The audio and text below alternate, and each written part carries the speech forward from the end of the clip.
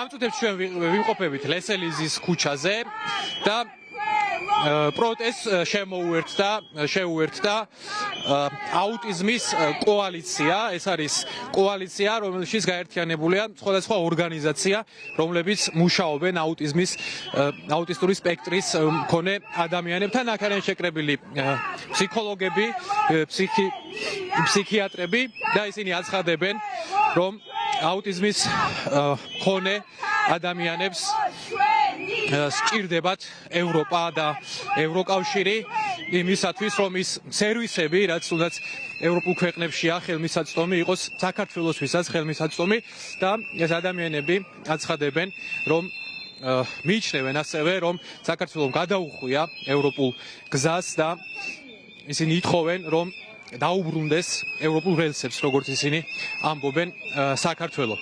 ჩვენ ვესაუბრეთ მარშის დაწყებამდე აქ მოსულ ადამიანებს და შეგვიძლია მოვისმინოთ მათი კომენტარები.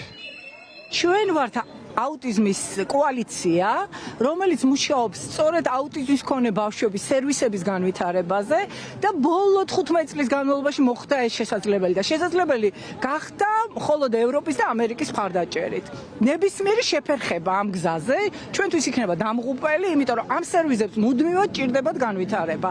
ასე ერთ ადგილას არაფერი არ ხდება, აუცილებლად წავა რეგრესია. ამიტომ ჩვენ გვჭირდება უწყვეტი არანაირი დაპაუზება ამ ქვეყნებთან, ვინაიდან ჩვენ უნდა გავიზიაროთ მათი გამოცდილება. ასეთ პატარა ქვეყნისთვის წარმოუდგენელია ჩაკეტილი იყო და იზოლირებული იყო.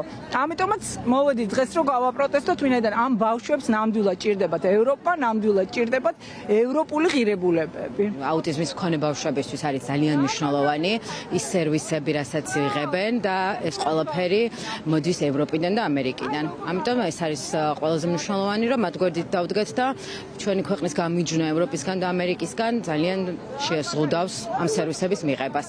აუტიზმის კოალიციის წარმომადგენლები თავდაპირველად ევროპის მოედანზე შეიკრიბნენ, იქედან დაიწყეს უკვე მსვლელობა. ახლა ვიმყოფებით ლესელიზის ქუჩაზე, როგორც გითხარით და უკვე მალე აქციის ეს მონაწილეები შეუერთდებიან იმ დემონსტრანტებს, რომლებიც უკვე იმყოფებიან რუსთაველის გამზირზე.